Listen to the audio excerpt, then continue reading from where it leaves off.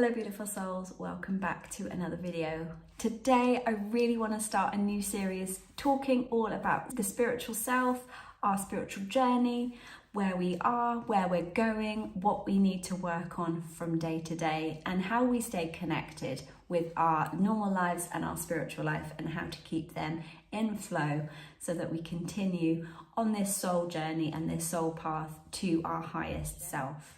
By the way, grab a cup of tea if you like. And if you are new here and you don't know who I am, hi, I'm Becky. I make spiritual content here on this channel. I'm also a fully qualified massage therapist, soul worker, healer, and Reiki practitioner. So if you want to stick around and you want to be a part of this new series that I'm going to be doing, talking all about soul work, healing our trauma, karmic patterns, Akashic records, you name it, we can talk about it here. I'm going to be going through this deck each and every day. We're going to be pulling a different card and having a conversation. Grab a chair, get yourself something cozy and warm to drink, and we're going to do this. Without further ado, let's get into the video. Now, I've been on this journey for many years. Since I was about 3 years old, I think was my first memory of when I was aware of the spiritual. And I had an actual incident happen to me when I was very little. And it led me on a journey of seeking out things that I didn't understand and that I really wanted to connect with. And I knew that there was always this other world that I could connect into, but I just didn't know how to do it. So it's taken many years of soul searching, of trying things out and failing, like we all do, and soul searching, inner work, realizing a calling that had been on my life for many years, but I just didn't know it. Hence being a therapist now, I truly feel so much more connected and that I'm on my soul journey, even though I was from a very young age. Since finding the answers and the healing that I needed, it just propels you even further on that soul path that I'm so excited to share with you today. So today's card from the Oracle deck, the Ancient Stones deck by Rebecca Campbell, we are pulling out Pave Your Own Way. And this one really spoke to me today because I've been struggling a lot recently with where I want to go with my life. I've been working a lot on inner child healing and triggers that are keeping my thoughts and my manifestations from happening, and my reality and my future plans. I'm stunting myself from my own negative dialogue. So I've been wanting to pave my own way, and I have for many years, but sometimes you get stuck, especially when I am on my period like I was last week.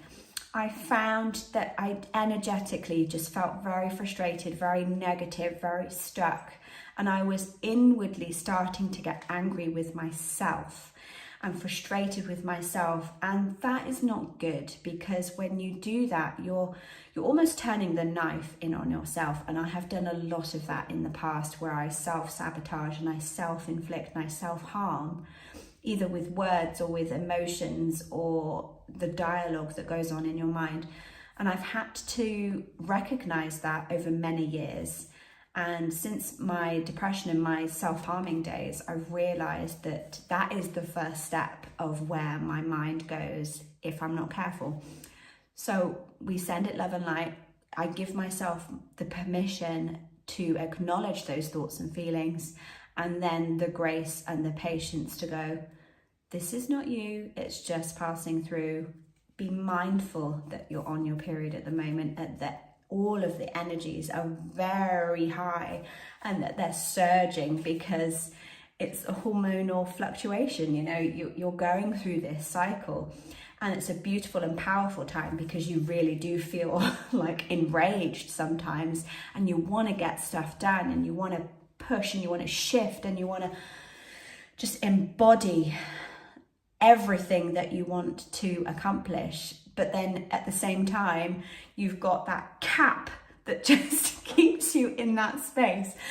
And so you're battling against your own kind of restraints, because in the next breath, well, for me anyway, the next breath, you just feel flawed. You feel energetically exhausted.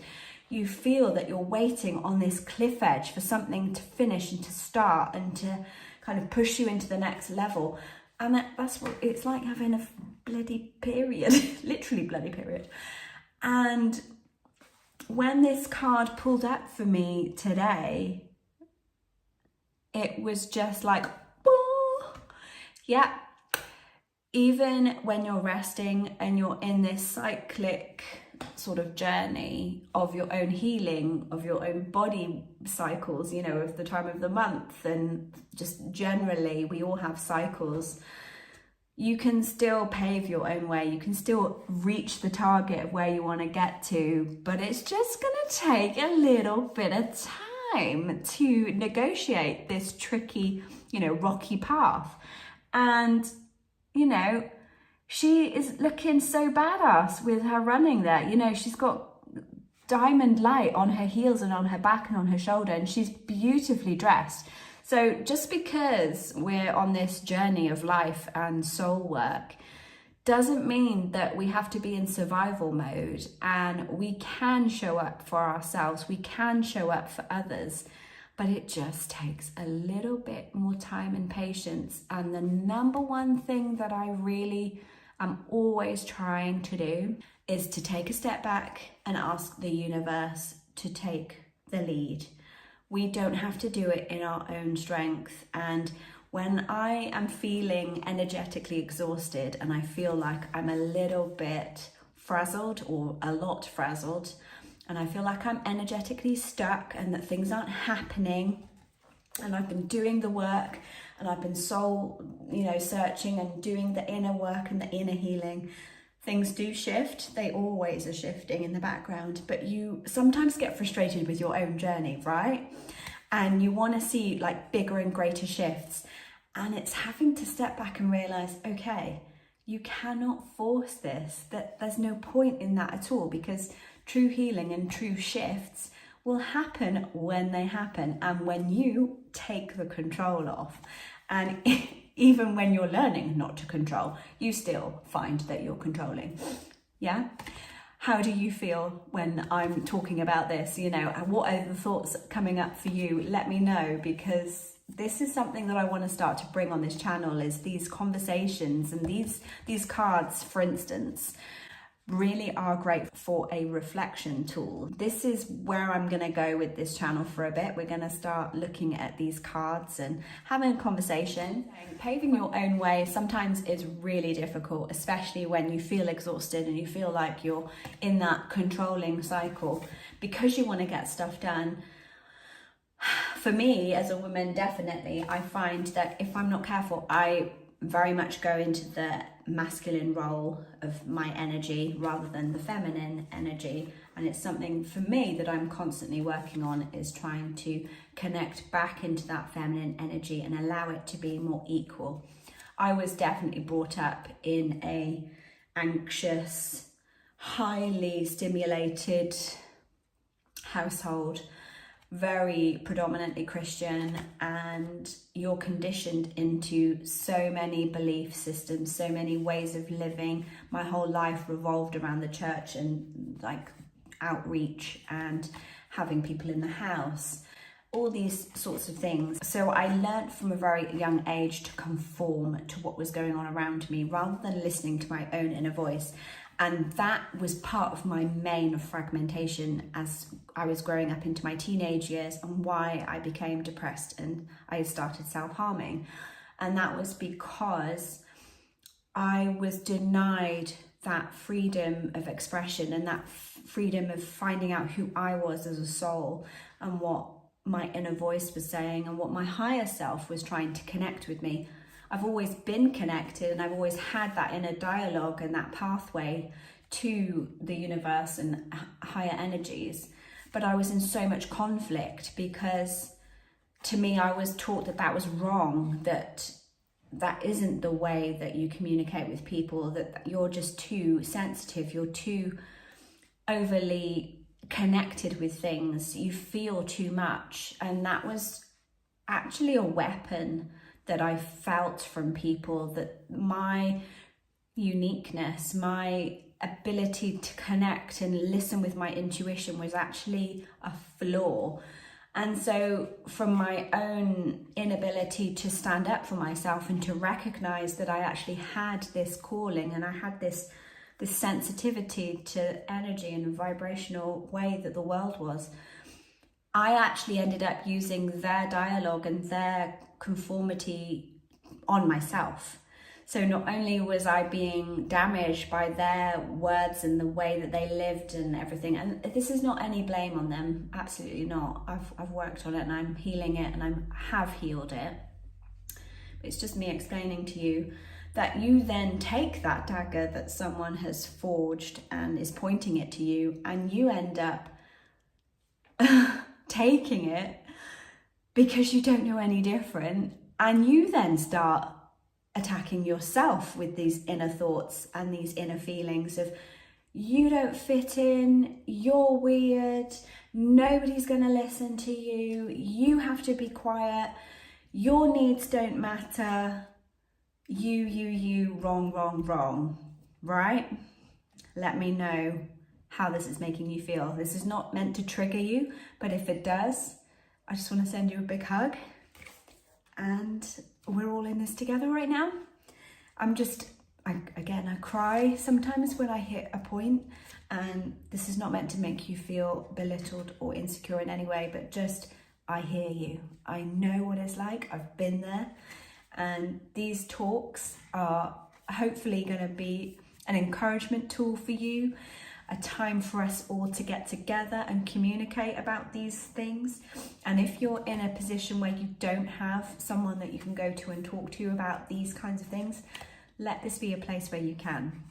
You can reach out to me, you can reach out to other people in the comments, and we can start this amazing community of like-minded beings where we can share and talk and hopefully heal each other through this dialogue. You know, I'm not out to try and help you and save you in any way. You need to do that for yourself. But I hope that these talks will encourage you to seek help and to look within.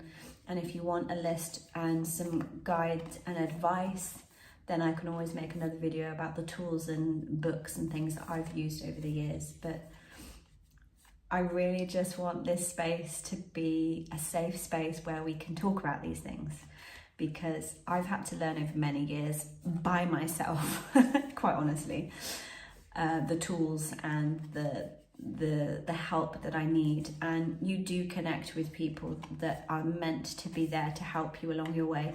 I would always encourage you to check with yourself first though. If it feels good and it feels okay, go with it. If you feel like it's not the right thing, or you started it and it still doesn't feel the right thing, listen to it, just go for it. I'm not really sure how these videos are gonna go, but I just have something niggling at me to just put the camera on and start talking, and to use these oracle cards as a way for us to have a direction in a session, in a conversation. And by all means, if you want to pick up this oracle deck and work it alongside me, you're more than welcome, because I find oracle cards are a great way to start looking at the inner self. And if you've never done any spiritual work or healing before, this is also a really good place to start. It's not too overwhelming. And even when you're a seasoned sort of soul worker, light worker, empath, you know, somebody that's working on their soul journey, they speak to us time and time again. You know, you're never done with learning, you're never done with healing. So it's not something that I am bragging to you about. I just would love you to have the same experiences or similar experiences to get you on the path where you want to be. And if you feel trapped and you feel stuck, or you feel disconnected from the person that you really want to be, then doing the soul work and doing the healing and looking back at your triggers and your traumas, yeah, it's not pretty, but it does the job. And I would not be the person I am today if it weren't for the people in my life that have come in at the right time, listening to my intuition and really getting down into the crux of the Horcrux, the crux of who I am as a person, what makes me tick, what makes me sad, what I don't want in my life, what actually my values are and my personal boundaries. And when you uncover all of these things, you really do find that your path, like this one for instance, reveals itself. And once you start taking those steps on your path, you also realize that you can't deny yourself anymore. Once you start clearing up the triggers, the pain, the trauma, the ancestral issues that you may have, there's so many layers out there that you can work on, and they will come up as and when you need to work on it. Don't ever be afraid and think, oh, I've got all this work to do and there's not enough time. Where do I start? It is just listening to yourself, doing each step as it comes up. And sometimes it takes years. I mean, you can work on one thing and you think you've done and sorted it, and then 5 years later it comes up again, but at a deeper level. What I'm trying to do is encourage you here and now and just say, we've got you. There's an amazing group of people out there ready to meet you and to get to know you. It's up to you whether or not you want to allow that to happen. Trust your gut instincts, trust your inner self, and you will find the keys and the answers for your own healing journey. And it's never over, but it's super exciting because you can see such huge shifts, and changes. I've just dropped my card on the floor. When you start listening to yourself, and you will see changes in your life and in your relationships, in your family, in your work life, in your personal life, in all of the things that you want to achieve in your life. They may not all happen because obviously things only happen for your highest good. And when you ask for things from the universe, or you connect in with the universe, you ask for the highest level of energetic healing or energetic love or light for your highest good. And you always thank the universe and universal energy afterwards as well. So you always come from a place of humility, not self-loathing or self-depreciation, but just honoring yourself and saying, this is me, this is where I am coming from. But I thank you right now for everything that you've blessed me with, and I ask for your guidance on whatever it is that you're wanting to ask about. And then just close it by saying, thank you, thank you, thank you for meeting with me today. I know you're always with me, and I will always aspire to be the best version of myself. That's all you need to say. So there we have it. That is my little chit chat with you today. I hope this video finds you well, and if it has brought up anything, then find the help that you need, start looking for the answers, and start a conversation down below. We will see you in the next video, which I will be putting up here, and I will hope to see you very soon. Take care, and until next time, breathe in life every day. Namaste.